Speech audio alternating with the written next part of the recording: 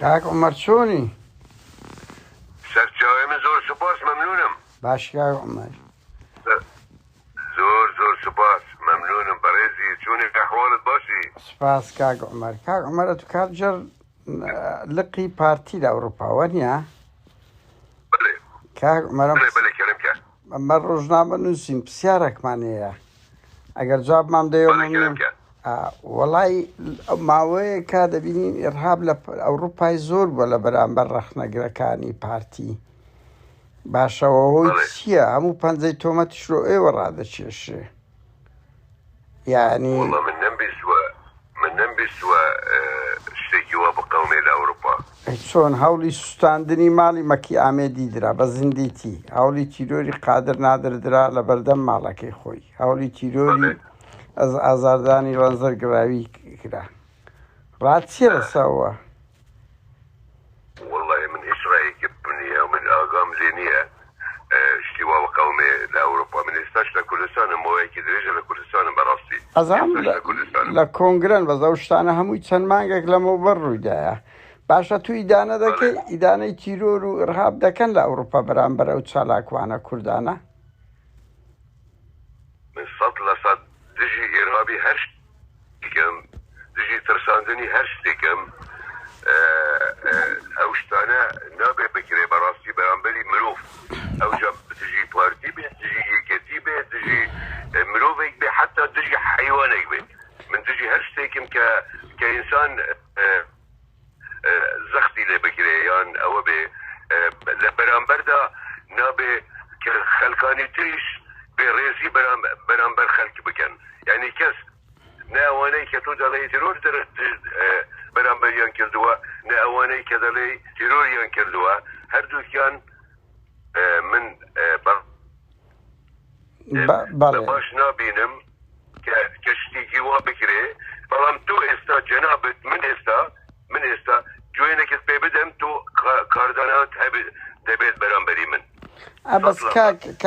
گوێن پێت بدەم کاک عومەر، ینی دەکرێت لە ئاخافتن لە لایڤێک لە نووسینێک کەم و کورتی هەبێ، زانیاریەکان نادروست بن. بەس ئەوەمانەیەوە نییە پەنا بۆ تیرۆر بەبردرێەوە نییە. تیرۆر تاوانە، قسەکردن تاوانە. یانی ئەوە شتەشی جوانە، هیوادارم هەر بە عەمەلی وابن. بەس من جێم لێ نەبووە کەسانێک لە ئەوروپا کەسانێکی تر کوشت بێت. نەکوژە بەس هەوڵ درا کاک عومەر بەقول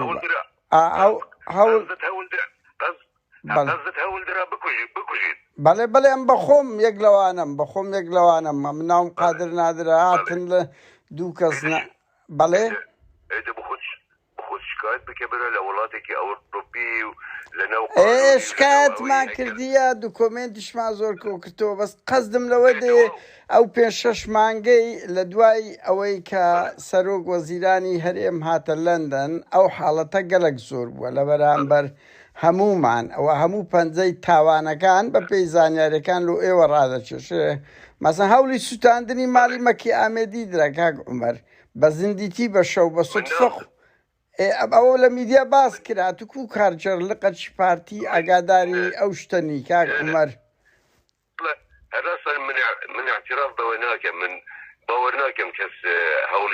هەوڵی سوتاندنی ماڵ یعنی سوتاندنی ئەم بەخۆم ڤیدیۆکەم دیتە ئەم بەخۆم ڤیدیۆکەم دیتەوە بڕواو کاک عومەر. یعنی داعش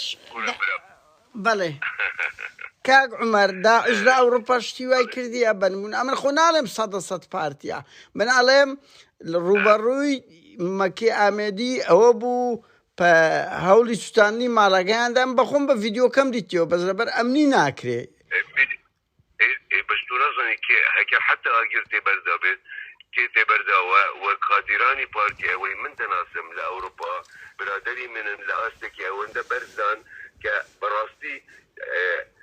ئەوەیە نییە، یعنی لە ئاستی ئەوەندە نییە کە بڕۆن یان بە یەکێک بڕۆ ماڵی فلانە کەس بسۆتێنە. ئەمن خۆ نەمگوتیە 100% بەس کاک عومەر یەک پرسیارەیە. مەکی ئامێدی چێ ئەگەر مەکی ئامێدی دژمنانی تر هەبێت ئێمە علاقەتمان پێوە نییە. پێ دوایە مەکی ئامێدی دژمنکاری لەگەڵ چێ هەیە؟ من نظرم تو چون دزانی است من دجمن کاریم هەیە یان نه نا من بسیار لێکم ئێستا ئەمن بۆ خۆم هاتن لە بەردەم ماڵەوە یعنی هیچ کێشەم نەبوو 21 ساڵە لەو ئەوروپایم کێشەم لەگە یەک کەس نییە لە پۆلیس هەموو کێشەکانیمە ڕەخ نەگرتنە دوو کەس دەنێرن مەسەرەن پێشتر تەحزیر دەکرێن لێتان قبول ناکەین وا دەکەین دوای ئەو شتێک ڕوودەدا یعنی هەست پێ دەکەی سیاسیە و ئەمە سیاسی خۆ قابل حکوومەت سوید نایە لێماندا وەنیا ئەمنی سوید و دەستگای هەواڵگرینە یعنی ئەمە ڕەخنە دەگرین دەمانەوێت نیشتیمانەکەمان جوان بی چاکسازی بکرێ ڕەوش بگۆڕێ سیستەمەکی عەدالەت بێت بۆ خۆت لە ئەوروپای ئەمە دەمانەوە بی بەدەو قسە دەکەین کاک عومەر ڕەخنە دەگرین تێم دەگەی مەرج نییە ڕەخنەکانمان 100% تەواوی بەس گرنگ وەسیلەک چی مەدەنیە کار و چالاکی دەکەین ئەو پەڕی هێلکە داوێشتێ باشە کو دەکرێ ئەو مۆدیلەی شەرق بگوازرێتەوە ئەوروپا لێرە هەوڵی تیرۆر بدرێ بەڵێ بەسەر چاو کاک عومەر فەرموو بەڕێزی کاکە ڕەخنە لە پارتی دەگرێت باور بکە ئێمەی پارتی ئەوە بۆ بڵاوکردنەوەیە کاک عومەر ها کاک عومەر بڵاو دەکەمەوە بەڵێ فەرموو بەڵێ تولین کانم دەڵێ بۆ بەڵاوکردنەوەی بەڵام کێشە نییە دەزانی چۆنە ئەوەی جەنابەت ڕەخنە لە پارتی دەگیری ئێمەی پارتی یعنی هەگەر بما نوێشتێکی وا بەسەرماندانەیە یان کەسانێکی وەکو بڵێ تیرۆر دەکەن دەبێ ئێمە بێن لەبەر دەرگای ئێوە دوو کەس دابنێن واوەی کەس ئەوە کە جەنابەت دەڵێ تیرۆرت نەکرد چونکە خەڵکانێک هەیە پارتیان ناوێت پارتی ڕۆژ بە ڕۆژ پێش دەکەوێت دەنگەکانی زیاد دەبن پارتی تەنها پارتیە کە ئاڵای نەتەوەی هەلگرتووە لە هەر چوار پارچەی کوردستان خەڵکچاویان پێ هەڵ نایە ئەوجا تو ڕەخنێک لە پارتی بگیری لایەنێکی تر دێت و ئەوەی ناوی پارتی پیس بکات دێت ئەزیەتی تو دەدات ئەمە دەبێ ئێوە ئەلۆ هەر کەسێک و ڕەخنێک لە پارتی گرت ئێمە بچین وەکو پۆلیس لە بەردەرگای ڕابۆستین بۆ ئەوەی کەس هیچی لێ نەکات کەس هیچی پێ ناڵێت ئەمە ئیشێکی زەحمەتە بەڵام دڵنیات دەکەمەوە پارتی شتی وا ناکات پارتی شتی خراپ ناکات تو جوێن بدە تو چ دەکەی بیکە ئەوە تو ئاستی خود نیشانە دەی تو ڕەخنەیەک دەگیری بەڵگەت نییە ئاستی خود نیشان دە نەباسی جەنابەت دەکەم باسی هەموو ئەو کەسانەی ڕەخنە دەگرن بەڵێ بەس کاک عومەر ئەگەر لە بەڵێ چاوی من سپاس بەس کاک عومەر باشەوە دامانە لە ئەوروپای ئەوە نینە لە دهۆک و بادینان و لە هەولێر خۆستا پارتی باڵادەسە چەند کەس تیرۆر کرا و چەند کەسیش درادادگا خۆ ئەوروپا لێگەڕێن دیار نییە مەجهولە بەس لە دهۆک ناوی چەند کەس کاک عومەر دەڵێم ئەوە ئەوروپا مەسەلەن پارتی حاکمی ئەوروپای نییە تەنیا گومانە لەسەر ئەوەی ئەوانە ڕەخنەگری پارتین و ڕەخنەگرن یعنی ڕەخنەگر ئەو دۆت بۆ خۆت لە ئەوروپای ئۆپۆزیسیۆن هەربایە بەس خۆ لەو کوردستانەی بە سەدان کەس تیرۆر کرایە لەو دهۆکەی 400 کەس تیرۆر کرایە لە نۆتیەکەوە چەند کەس ببوورە تخوا کاک عومەر بەڵێ من ناوم قادر نادرا لەو دوو هۆکەی ناوی عەزەکەی 20 کرد ئێستا لەوە دەژمێرم کە لە دهۆک تیرۆر کراینە هەر لەو چۆن ساڵی کەس نەدرایتە دادگا بۆ خۆشت دەزانی بەڵام یەکەش کاکە دیتت عەقید هاوکار تیرۆر کرا بە 24 سعاتی درا دادگی هەموو شتەکان کەشف بوو باشە خۆگە لە ئەوروپاش پارتی تیرۆر نەکە خۆ لە کوردستان زۆری کردیە خۆ کۆمەڵ کوژی کردیەی سوورچیەکان کرا خۆ کۆمەڵ کوژی زۆر شت کرا پارتی وێچێتی ئەدی کۆمنتارە لەوەی چییە؟ بەڵێ ئەوەی بزانە ئەو بابەتە نابێ پرسیار لە من من لە کوردستان هیچ نازانم من لە کوردستان ئەوەی دەزانم مەحکەمە هەیە دادگا هەیە محامی هەیە هەموو شتێک هەیە ئەوەی تعدالێ بکرێ کاملایەن تعدا لە مرۆڤی بکات ئەتوانیت بچیتە دادگا محامی باشترین محامی بخۆی بگیرێت و ئیشی خۆی جێبەجێ بکات ئەوەی ئەوروپا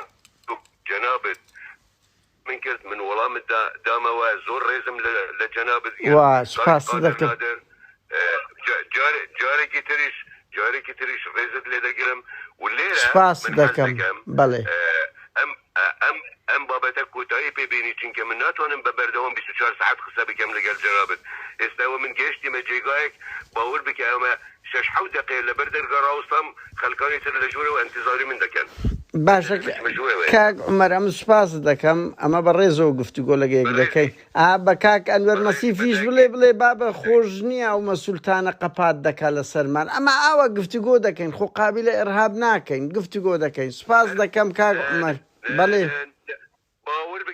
باوەڕ بکەێت ڕۆژانە قسە لەگەڵ من بکەی من کێشم نییە نمونەت زۆر بێ کاک عومەر ئەمە بە هەموو حاڵەتێک هاوزمانین هۆردوو لە ئەتوت لە سەنگەرە چی ئەم لە سەنگەرشکەم بەس ئەمە بە ڕێزەوە گفتوگۆ دەکەین بە هیوادارم کادری پارتی لە نونەی ئەنوەر مەسیفی تەلەفۆن قەپات نەکەن لە سەرمان گفتوگۆ دەکەین ئەوانە بەرپرسی حزبینە ئیجبارن جوابیت خەڵک بدەنەوە وەنیا قادر هەر کەسێک و تەحملی مەسئولیەتی خۆی دەکات بەسەوە مەسوولتانە مەسوول کاک ئەنوەر کاک عومەر بە قوربان ئەوە مەسئولی ئەوروپایە نوێنەری پارتیە لە ئەوروپا بە تووشەوە وانە دەبی لەگە خەڵکی معارض ئەمە بە کاک عومەر توخایە قەوس ئەنگۆ دەڵێن ئەنگۆ تەشهیرمان پێ دەکەن ئەوە من دێم بە خۆم دێم لە دەرکەتان دەدەم دەن وەرە کاکەوەرە با گفتوگۆ بکەین وەرن بە ڕێزەوە بەبێ ئەوەی هەردوو لامان ئێستا بەبێ تەشهیر بێ بکەین باشە بۆ هەڵدێن بۆ وەکو تو بە ڕێزەوە ئاوە ڕێی خۆی نادا و تەواو خۆک نە کەسمان تەشهیرمان بێ کرد هەردووکمان ڕێی خۆمان دەربڕی وەنیە مۆدی لەشی جوان بەڵێ قادر تو سێ برادرت هەیە تاکید لەو شارە برادر بەڵێ ئەتو و یەک برادری خۆت وەکو یەکن 100% نانە بەس لە دنیا هەر کەسێک و بە ڕەنگێک فکر دەکات هەر کەسێک و ئاستێکی ڕەوشەمبیری خۆی هەیە هەر کەسێک و ڕێزگرتن لە بەرامبەرەکەی بە شێوەیەکی تەحلیل دەکات و دەیکات بەزانگۆ حزبن حزب جارێکی تریش قسەت لەگەڵ من کرد کاک نادر من حەز ناکەم ناوی کەس بدی نەوەی کە حەزی لە منە و نە ناوی ئەوی بێنە کە حەزی لە من نییە بەس کاک عومەر ببوورە قەتعت دەکەم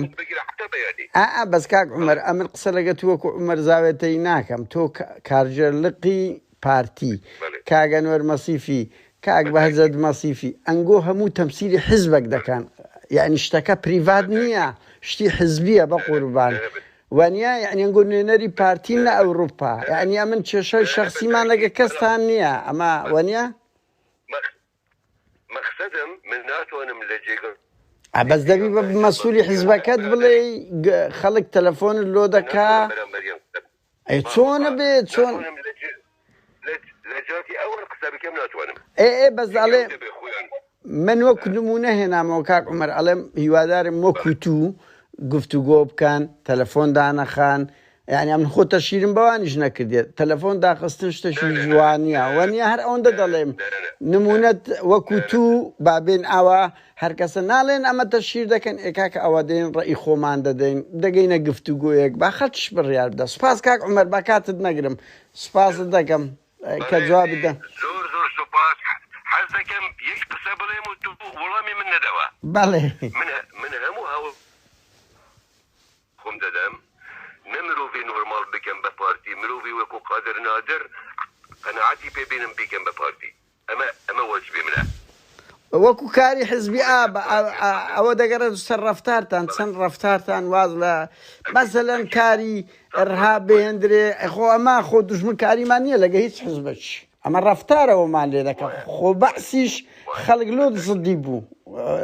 وەنیان لەبەرەوەی ڕەفتاری ئەوە بوو باشە کاک عومەر با کاتت نەگرم سپاس بۆ وەڵام کاتت خۆش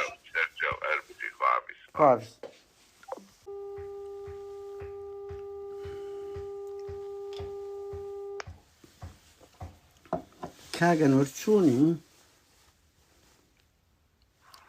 باش کاگەنوەر باش کاگەنوەر سپاس ڕێستەیە کاگەنوەر وڵایەک دوو پرسیارمان هەبوو ئەگەر بە هیوام قەپات نەکەی کاگەنوەر سوپاست دەکەم کاگەنوەرە سەست و بەرپرسی پارتی لە ئەوروپای وەنیە جێملێتە کاگەنوەر جێملێتە کاگەنوەر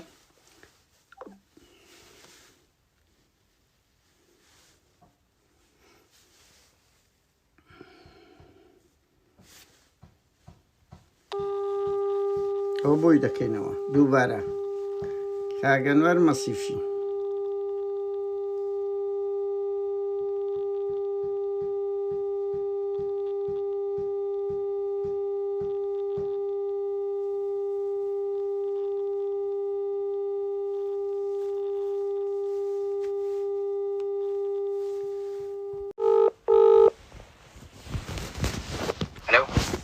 خسرۆ چۆنی؟ ممنون سپاس دەکەم حواڵی جەنابەت. سپاس ڕێستی ئەتوو بەرپرسی پارتی لە ئەوروپاوە نیە لە بەریتانیا؟ نەوەڵڵا. ئەی چی پلە چییە؟ ئای برادرە چکەیە من لە ئەڵمانیا. لە ئەلمانیا ڕقەمی لەندەنت چۆنە؟ گرنگ بەرپرسێکی پارتی و کێشە نییە کاک خەسرۆ وانە؟ طبعا کا خەسرە من ناوم قادر نادرە بە هیوام تەلەفۆنەکەش گفتوگۆیە بکەین هەندە قسە و باس بکەین. وەڵایی بمبورە ئەگەر جارێککە قسە بکەینەوە چکە من لە سەفەرم شوێنەکەم خراپە ناتوانم قسە بکەم لە کوردستانم. کا خەسرۆ ئەو چیە من دەکەم لە تازیەمە سەیارەداژۆم میوانداریمە سەفەرم